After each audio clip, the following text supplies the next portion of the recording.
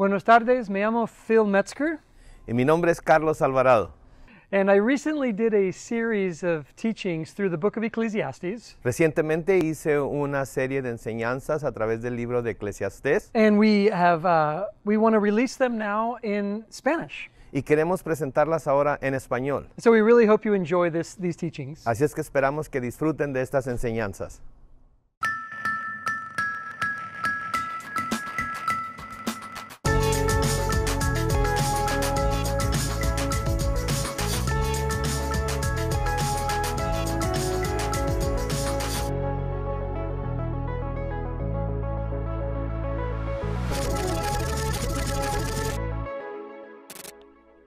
Claudia, muchísimas gracias por dar los anuncios ahorita. Buenos días, Calvary San Diego.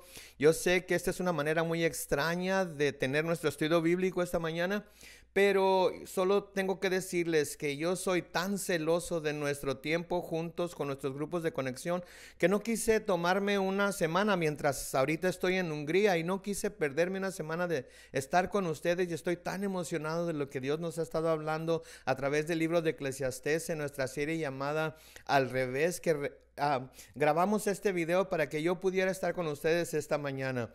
Estoy muy emocionado por esto, así es que si traen su Biblia, sáquenla por favor y busquen Eclesiastés capítulo 4. Solo un recordatorio, si son nuevos aquí, pueden descargar nuestro app Calvary SD y ahí pueden accesar nuestra sección de notas, seguir en la Biblia con nosotros y ver los puntos principales de nuestro mensaje hoy. Les exhorto a que lo hagan. Hemos estado hablando acerca de lo que es vivir en un mundo al revés.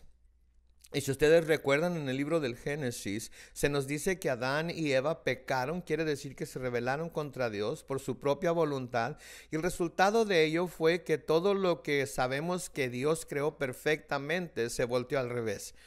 Sea que sea cristiano o todavía esté explorando su fe, cristiano, no cristiano, mormón, budista, musulmán, ateo, todos vivimos en el mismo planeta, todos vivimos en un mundo al revés.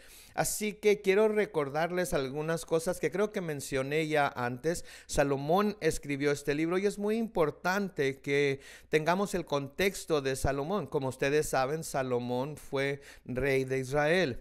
Él heredó el trono de su padre David, definitivamente el rey más popular de todos los reyes, pero hay algo más que necesitan entender acerca de Salomón y creo que esto nos ayuda al ponerlo en nuestro contexto hoy. Y esto es que Salomón es el que en realidad hizo que la nación de Israel fuera una nación próspera y poderosa. Fue David que les trajo unidad, pero en realidad fue Salomón el que los llevó a nuevas alturas, nuevos niveles. Había paz en los tiempos de Salomón. Conquistaron en realidad todos los pueblos a sus alrededores. La Biblia nos dice que Salomón fue el hombre más sabio del planeta. Esto pareciera ser extraño decirlo, pero escúchenme por un momento. Salomón era popular. Y no quiero decir solamente popular porque era rey, sino que fue un gran comunicador, fue una persona que pudo expresar increíble visión. Y no se nos olvide también que Salomón fue muy bueno con las damas. Imagínense conmigo, Salomón tuvo 700 esposas. Imagínense ustedes por un momento a la esposa número 700. Está saliendo con ella, están juntos y él le dice, ¿no quisiera ser mi esposa número 700? ¿Cómo se convence a una mujer de que esto es algo bueno? Cuando ella pregunta, ¿me amas a mí más que a todas estas mujeres? Y se le tiene que decir, ¿estás en mis primeras 700? Salomón tenía un gran don, una locura que era para él, pero no se les olvide que aparte de las 700 esposas, tenía 300 concubinas. Y estoy fascinado por este hombre, por un hombre que fue el hombre más sabio del planeta, un hombre que podía tener lo que él quisiera tener, y la Biblia nos dice que tenía todo lo que quería tener, tomaba lo que quería, creaba lo que todavía no existía, sus proyectos de construcción eran fenomenales. Este hombre lo hizo todo, era muy popular no solamente en Israel, sino en todo el mundo. La gente venía de partes de África a escuchar su sabiduría, y esto es lo que me fascina a mí de Salomón, que era un hombre solitario. Salomón, con todo lo que tenía, con todas sus riquezas, con toda su popularidad, con todas sus grandes habilidades para comunicarse, él conocía la profunda soledad. Y tengo que decir que quizás la soledad más oscura no es la clase que se tiene cuando se está completamente solo, sino aquella que se tiene cuando hay mucha gente a nuestro alrededor, pero aún así nos sentimos solos. Y esa era la soledad de Salomón. Salomón pasó por un profundo desánimo que venía de sentirse completamente solo. Trágicamente, la soledad a menudo es el resultado de la forma en la que la sociedad nos dice que debemos vivir. Se nos dice que debemos pensar en nosotros mismos primeramente. Se nos dice que si nos enfocamos en nosotros mismos, entonces cuando ese momento llegue, cuando se le va a ayudar a otra persona, si a nosotros nos está yendo bien, podemos ayudar a los demás. Si a mí me está yendo bien, podré ser una gran bendición para los demás. Y esto es algo que tanto el cristiano como el no cristiano tiene que experimentar. Tengo que ser la mejor forma de mí mismo. Y para eso me tiene que estar yendo bien. Pero la Biblia nos dice lo contrario. Esa mentalidad que el mundo está queriendo que tengamos cada uno de nosotros, lo voy a llamar el pensamiento de mí o de yo. Es esa mentalidad que dice que cuando a mí me está yendo bien, entonces podré hacer el bien a otros en el mundo que vivo. Pero a menudo es al revés, nos lleva a sentirnos más solos y más frustrados que antes. Pasamos por tanto de nuestro día, ya sea felices o tristes, basado en una sola cosa: ¿cómo nos está yendo a nosotros? ¿Cómo me está yendo a mí? El mundo puede estar fenomenal, mi familia puede estar yendo bien, pero si a mí no me está yendo bien, entonces mi día no está yendo bien. Está construido en nosotros en un mundo al revés. Hay esta presión sobre nosotros que siente el peso de esta mentalidad del mí o del yo. Así es que estoy muy emocionado acerca de nuestro estudio y he titulado el mensaje La importancia de nosotros. No solamente yo o mí, sino la importancia de nosotros. Quizás escucharon esta frase antes: se es lo que se come. Y yo creo que eso es verdad, quizás en el sentido físico, pero creo que hay una manera de decir esto que es más verdadero para cada uno de nosotros, y es esto: se es lo que se piensa que se es. Y en este capítulo de Eclesiastés, Salomón, que conoció la popularidad en formas que nosotros nunca la vamos a conocer, también conoció la soledad en una forma muy profunda y personal. Nos guía a una nueva manera de pensar, y por eso estamos llamando a este mensaje la importancia de nosotros.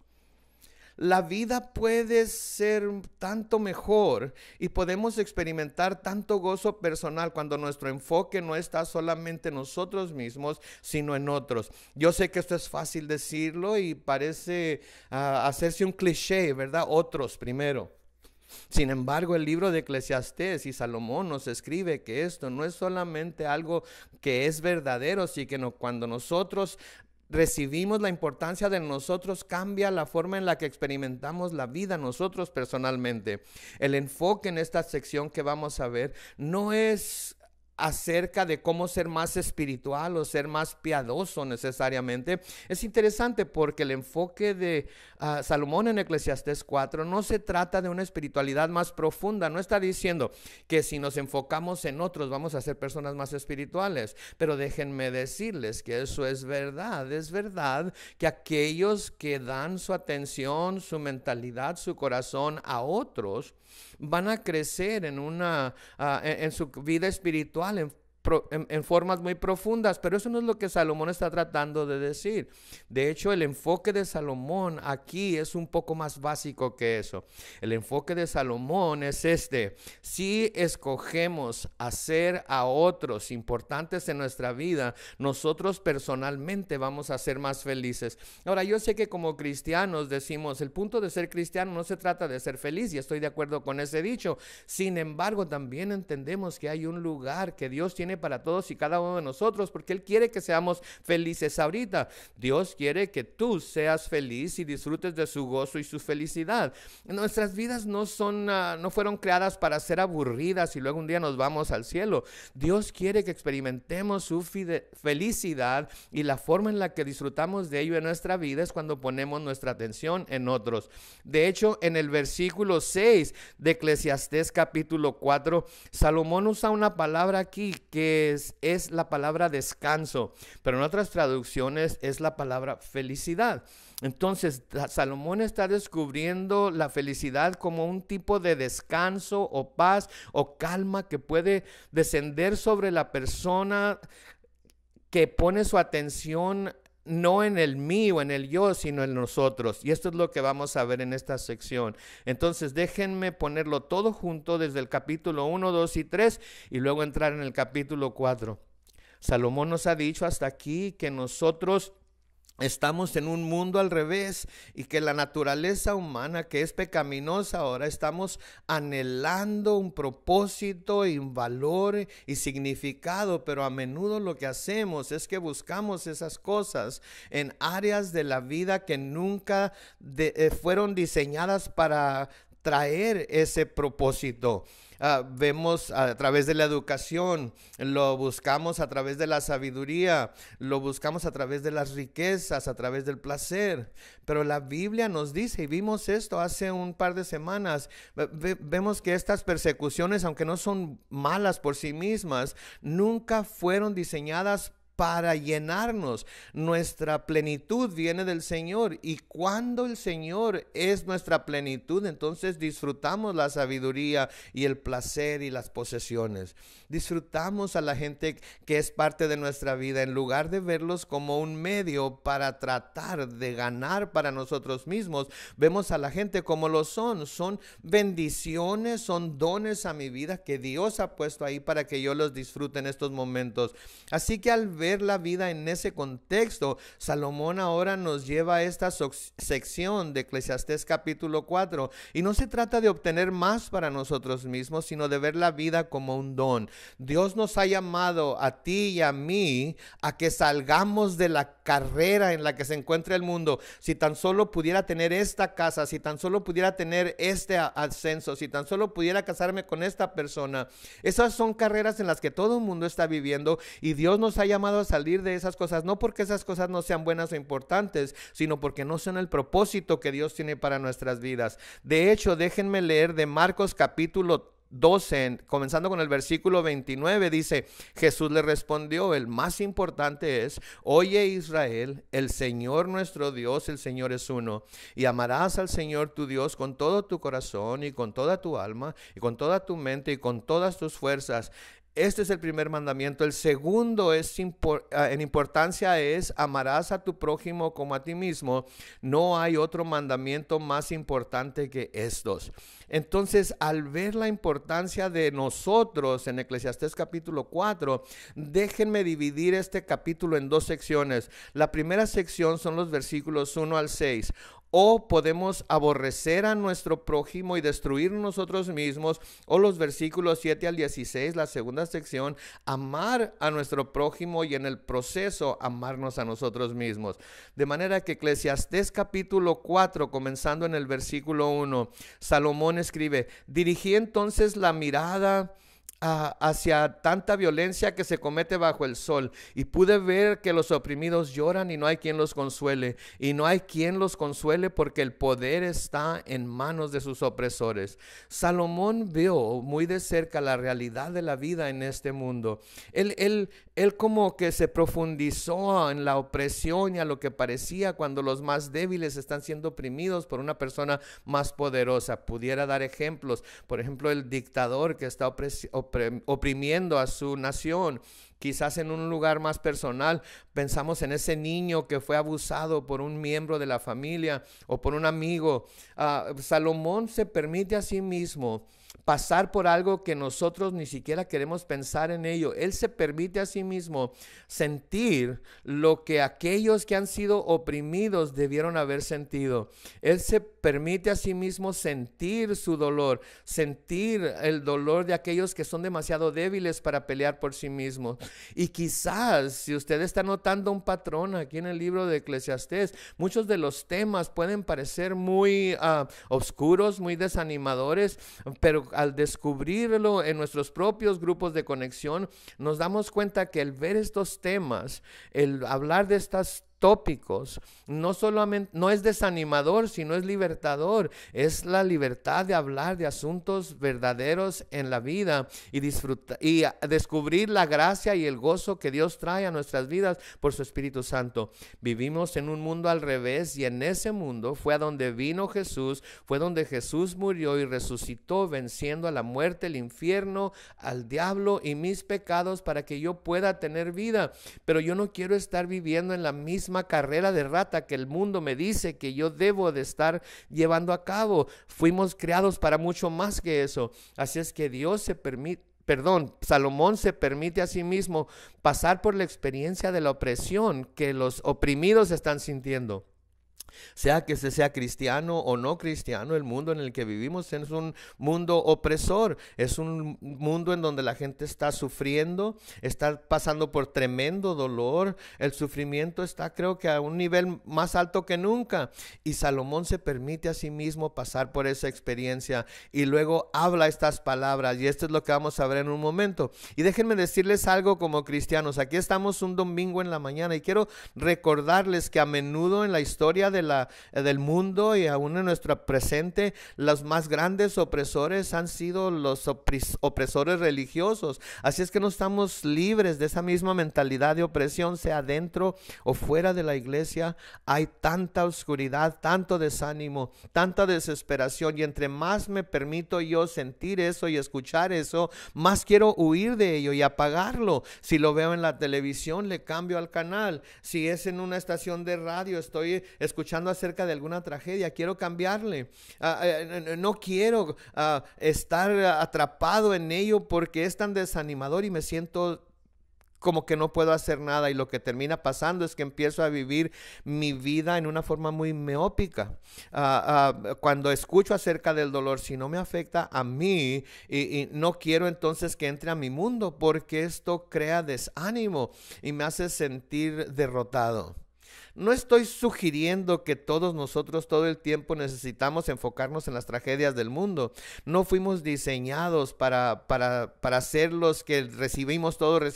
De hecho, la Biblia nos dice esto, que Jesús nos dice que pongamos todas nuestras cargas sobre Él porque Él cuida de nosotros. Entonces, no les estoy sugiriendo que deben de tomar todas las tragedias de su alrededor, pero lo que sí estoy diciendo es que si en realidad estamos dispuestos a detenernos y considerar la vida, ustedes y yo tenemos la tendencia de echar fuera la tragedia y la opresión si no nos está impactando a nosotros y nuestro mundo. Todos estamos de una necesidad desesperada de más de Dios, y entre más escuchamos acerca de estos malos tiempos nos hace sentir, oh, Señor, te necesitamos, pero ya no quiero escuchar más acerca de estas cosas. Cuando pienso en los niños que están siendo oprimidos, se convierte en algo que quiero apagar en mi vida. Hay algo que se dijo, los ataúdes más pequeños son los ataúdes más pesados, y creo que eso es realidad. La opresión que está pasando en el resto del mundo me hace decir, Señor, ¿qué está pasando? Pero noten también lo que sigue diciendo. Dice, felicité entonces a los que ya han muerto, más a los que aún viven,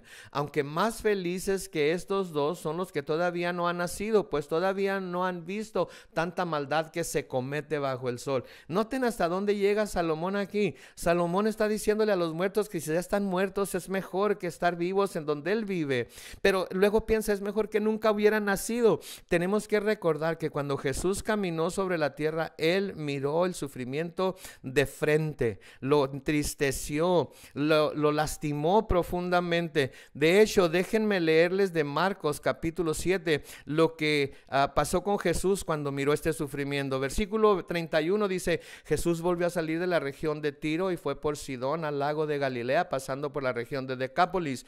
Le llevaron ahí un sordo y tartamudo y le rogaban que pusiera la mano sobre él. Jesús lo apartó de la gente, le metió los dedos en las orejas y con su saliva le tocó la lengua. Luego levantó los ojos al cielo y lanzando, noten lo que dice aquí, lanzando un suspiro le dijo, Efatá, es decir, ábrete. Al instante se le abrieron los oídos y se le destrabó la lengua de modo que comenzó a hablar bien. Piensen en esto, traen a un hombre, a Jesús, que estaba sufriendo. Y Jesús, aquel que puede sanar, aquel que tiene todo el poder, antes de sanarlo, la Biblia nos dice que él suspiró. Y esta es la misma palabra que se usa en el libro de Romanos cuando dice que la tierra gime por el regreso de Jesucristo. Esa es la angustia que el mundo siente en un estado pecaminoso. Es la palabra que se usa aquí para describir lo que Jesús sintió cuando conoció a esta persona que estaba sufriendo. Jesús gimió. Sí, él tenía el poder para sanar y lo iba a sanar, pero antes de ello, él se permitió a sí mismo pasar por el dolor de ese hombre. Le dolió a él, era como que le quitó el respirar y luego leemos que sanó a esa persona. Jesús pasó por la tragedia humana, no solamente en sí mismo, sino que miró la tragedia que estaba sufriendo la humanidad a su alrededor, en el mundo en el que estamos viviendo, un mundo que necesita su amor y perdón. El versículo 4 de Eclesiastés capítulo 4, Salomón dice esto: también he podido ver que todo el que se afana y tiene éxito en lo que hace despierta la envidia de su prójimo, y esto también es vanidad y aflicción de espíritu. Él vio que una de las cosas que caracteriza al hombre y que destruye las relaciones personales, vivimos en un mundo al revés, nacemos con una naturaleza pecaminosa, una naturaleza que se expresa a sí misma pensando que ella es la más importante, y en ese mundo entendemos que hay características que adoptamos que son devastadoras, y en este contexto Salomón está diciendo que vio a un hombre que envidiaba a su prójimo y describe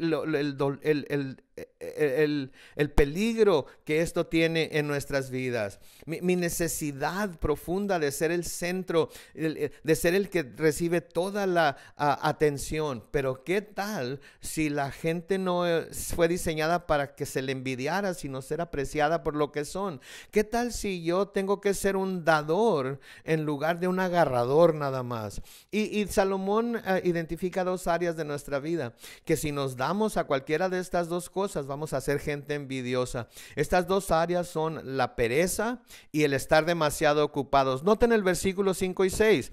El necio se cruza de brazos y acaba por destruirse a sí mismo. Más vale un puñado de descanso que 2 puñados de afanes y aflicción de espíritu.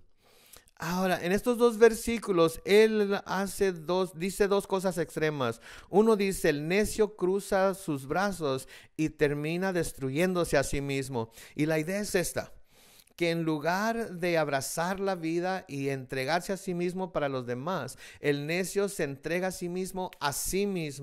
Y al final, básicamente lo que está diciendo es que el necio se consume a sí mismo.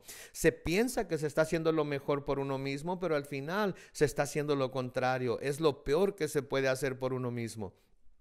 La persona perezosa descuida a los demás, centrándose tanto en sí mismo. La persona perezosa pierde su capacidad de tener paciencia por los demás porque están demasiado enfocados en sí mismos. Es algo perezoso dejarse a sí mismo ser el centro de toda emoción, de toda experiencia, de toda situación. Dios nos hizo para más.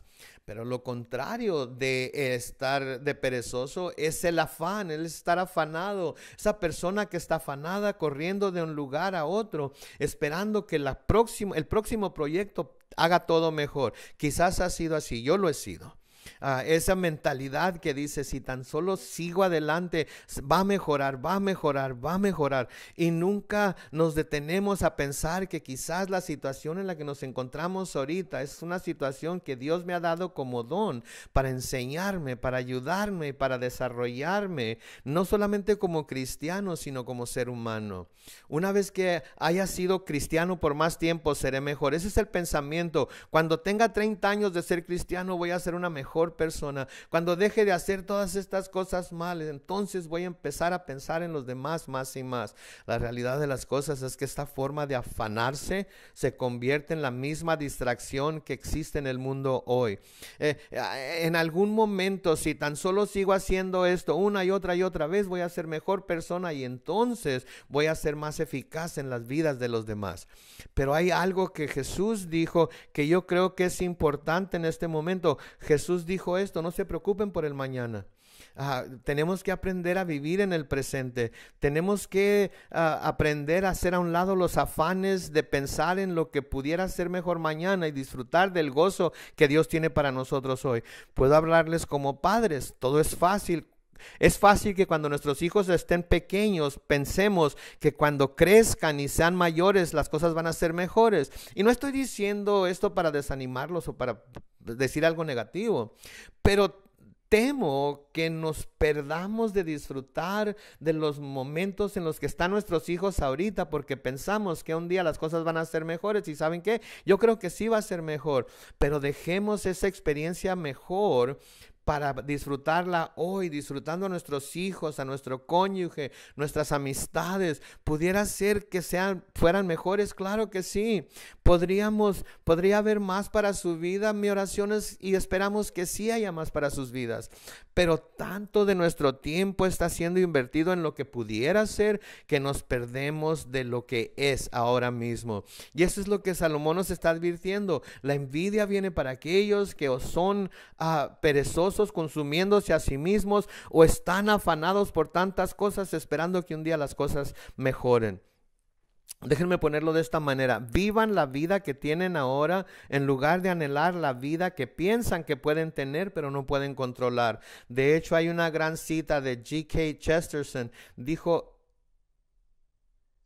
esto: hay dos maneras de tener lo suficiente. Una es acumular más y más, y la otra es desear menos. Quizás eso es lo que usted y yo debemos hacer. En lugar de estar en esa carrera de más y más y más, quizás debemos detenernos y decir: Señor, ayúdame a desear menos y disfrutar más de ti. Bueno, pues si se odian a sí mismos o se aborrecen a sí mismos o si aborrecen a su prójimo, se van a aborrecer a sí mismos. Pero ¿qué sucede cuando amamos a nuestro prójimo y no a nosotros mismos? En Eclesiastés 4:7 dice: una vez más dirigí la mirada hacia la vanidad que existe bajo el sol, y vi a un hombre solo, sin hijos ni hermanos que le sucedieran, que no obstante nunca dejaba de trabajar, ni se cansaba de contemplar sus riquezas, ni tampoco se preguntaba: ¿y yo para quién trabajo? ¿Para qué reprimo mi apetito por todas las cosas buenas? Y esto también es vanidad y un trabajo infructuoso. Salomón está describiendo aquí a la persona que está sola porque han hecho sus persecuciones lo más importante de su vida. Así es que obtuvieron lo que quisieron, pero esto los dejó completamente solos. Buscaron sus ascensos y más dinero, y todo esto no tiene nada de malo, pero esto se convirtió en su propósito, en su identidad, y descubrieron que estaban solos. Saben, la Biblia nunca nos dice que el dinero es el problema. De hecho, en 1 de Timoteo capítulo 6 versículo 10 se nos dice: porque la raíz de todos los males es el amor al dinero. El tener dinero no es el problema, es buscar las riquezas como los medios para obtener la felicidad y propósito. Ese es el problema. De hecho, David Gibson en su libro Viviendo la vida al revés escribió: es posible conocer el precio de todo, pero el valor de nada. Y Eclesiastés tiene la respuesta. Si el amor al dinero es la raíz de todo mal, entonces no es la respuesta que muchos queremos oír. Así es que escuchen, esto es lo que dice Salomón: si el amor al dinero dinero es la raíz de toda maldad, esta es la respuesta: sean generosos. Aprendan a ser dadores y no solamente aquellos que agarradores o agarrados. No se agarren a su dinero. Para el Salomón, el valor de la vida no es por lo que se puede ganar, sino con quién estamos conectados. Y esta es una manera muy diferente de vivir. Y en estos próximos versículos a menudo los usamos en una boda, y los he leído en más bodas de las que puedo contar, pero el contexto no se trata de una boda, se trata de amar a nuestro prójimo. Lean conmigo comenzando en el versículo 9. 2 son mejor que uno, porque sacan más provecho de sus afanes. Si uno de ellos se tropieza, el otro lo levanta, pero hay de aquel que tropieza y no hay quien lo levante. Si dos se acuestan juntos, mutuamente se calientan, pero uno solo no puede calentarse. Versículo 12. Uno solo puede ser vencido, pero dos presentan resistencia. El cordón de 3 hilos no se rompe fácilmente. Entonces, 2 son mejores que uno. Eso quiere decir que 3 son mejor que 2. Y es fácil decir que 4 serían mejor que 3. Y en el contexto es la persecución o la búsqueda de posición y riquezas. Si se quiere hacer al dinero, está diciendo Salomón, si se quiere hacer dinero, háganlo con otra persona, porque así tendrán con quien compartirlo. Dios nos diseñó, Dios le diseñó a usted para florecer dentro de una comunidad, en sus conexiones. Déjenme tomar la idea y llevarla un poco más lejos. Es mejor vivir la vida como seguidor de Jesús. Ser cristiano no significa necesariamente que vamos a pasar por los mismos problemas que nuestro vecino. No quiere decir que no vamos a tener un corazón roto en el trabajo. No quiere decir que nuestros hijos van a ser perfectos y que nuestro matrimonio va a ser el mejor, y quizás ahorita se están riendo porque esa es la forma en la que funciona. Pero se pueden imaginar esto: 2 son mejor que uno. Y lo que quiero decirles a ustedes acerca de esto en el contexto de nuestra fe cristiana es esto: ustedes son mejores porque Cristo está en su vida. Y tengo que decir, probablemente alguien dijo amén, creo que fue Leonel, gracias Leonel por ese amén, pero ustedes son mejores porque Jesús está en su vida. 2 son mejor que uno. El contexto de Salomón no se trata de Jesucristo en ustedes, porque eso es un concepto del Nuevo Testamento. Pero la idea de Salomón es esta: si vamos a ir o perseguir las riquezas, si vamos a tratar de hacer crecer nuestro negocio tanto como podamos, él dice: aprendan de mí, háganlo con otra persona, porque 2 son mejor que uno. No es que podemos juntar los recursos, sino que si somos bendecidos podemos disfrutarlo con alguien. Qué trágico el poder tenerlo todo, pero nadie con quien disfrutarlo. Esa es la idea aquí. Comenzando con el versículo 13, dice: mejor es el joven pobre y sabio que el rey viejo y necio que no admite consejos. Porque el joven sabio, aunque haya nacido pobre en el reino del viejo necio, sale de la cárcel para asumir el trono. Yo he visto a todos los que viven bajo el sol seguir al joven que sucederá al rey necio. La gente que lo sigue es incontable, y sin embargo los que vengan después tampoco estarán contentos con él, esto es vanidad y aflicción de espíritu. Y quiero terminar nuestro mensaje y quiero hacerles una pregunta que ustedes pueden estar pensando en esta semana. Quizás sea una que ustedes pueden dialogar, platicar de ello en su grupo de conexión. ¿Cómo nos está yendo a nosotros? No cómo me está yendo a mí, sino cómo nos está yendo a nosotros. Y el nosotros del que estoy hablando aquí es en el contexto de su mundo, de su ambiente. Quizás hagan la pregunta: ¿cómo nos está yendo a nosotros en nuestro matrimonio? ¿Cómo nos está yendo a nosotros en nuestra familia? ¿Cómo nos está yendo a nosotros en el trabajo? Aquí está uno en el que es relevante para todos nosotros: ¿cómo nos está yendo a nosotros como iglesia? No debemos de tener miedo a la pregunta: ¿cómo nos está yendo a nosotros? Porque eso me forza a mí a salirnos de nosotros mismos y nos lleva a meternos en nosotros. Y esto nos dice que la persona verdaderamente feliz, la persona que vive calmada y pacífica y descansada, es la que descubre la importancia no de mí o de yo, sino de nosotros. Y esto es lo que Jesús hizo. Cuando Él vino aquí a la tierra, su mente estaba en ti y en mí.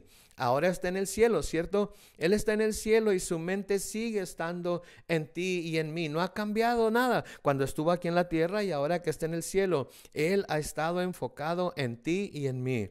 Piensen en ello de esta manera. Cuando Jesús vino a la tierra, Él dijo estas palabras: no vine para ser servido, vine para servir, vine para dar mi vida, vine para morir por ustedes. En el libro de Hebreos se nos dice esto, que por el gozo puesto delante de Él, Él soportó la cruz y menospreció el oprobio. Lo que quiero decir es esto, que cuando Jesús estuvo aquí en la tierra, la primera vez que vino para morir por nuestros pecados, Él estaba absolutamente pensando en los demás, estaba pensando en ti. Él estaba preocupado porque tú le conocieras a Él y tuvieras una relación personal con Él.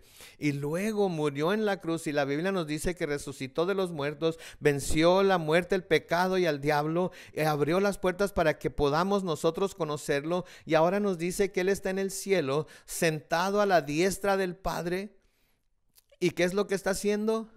Disfrutando de lo que ha sucedido. No, Él está orando por ti. La Biblia nos dice ahorita mismo, el Dios que venció todo nuestro pecado, el Dios que te ama tanto, que te ha dado la oportunidad de obtener la vida eterna, el Dios que dio su Espíritu Santo para que morara en ti, para que te guiara, para que te dirigiera en este mundo, y aquel que te sella hasta el día de la redención, ese mismo Jesús está pensando en ti ahorita. De hecho, en Juan capítulo 14, Jesús dijo: voy a preparar lugar para ustedes, para que donde yo esté, ustedes también estén. Piensen en eso. Ahorita Jesús está preparando un lugar para ti.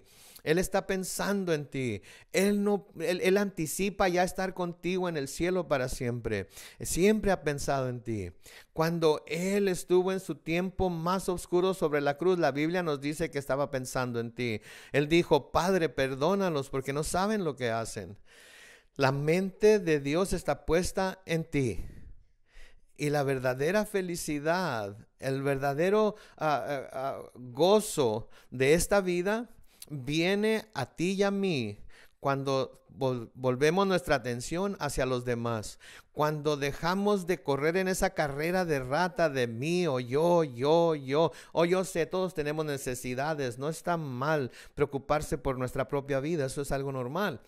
Pero hay esta naturaleza consumidora delante de nosotros, que nos amamos nosotros mismos, como dice Eclesiastés, hasta que nos hayamos consumido a nosotros mismos. Cuánto mejor es volver eso hacia los demás y ver que Dios sea con nosotros en el proceso.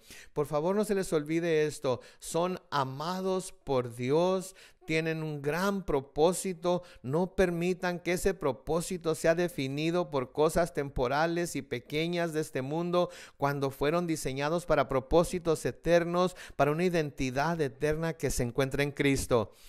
Quisiera estar en persona con ustedes ahorita para poder abrazarlos y decirles: Dios les bendiga, Dios es por ustedes, pero sepan que es verdad. Ya anticipo poder estar con ustedes el próximo domingo al continuar en el libro de Eclesiastés. Oren por nosotros aquí en Hungría, tanto como nosotros estamos orando por ustedes. Dios les bendiga, tengan un gran día. Gracias por acompañarnos, sea en línea o en persona. Nuestra oración es que el ministerio de Calvary San Diego les esté animando en su fe. Si quieren ser parte de lo que estamos haciendo o escuchar más enseñanzas, lo pueden hacer descargando el app de Calvary SD para televisión o para su aparato móvil. Y si quiere participar y adorar por medio de sus ofrendas, lo puede hacer en calvarysd.com/give. Gracias por estar con nosotros.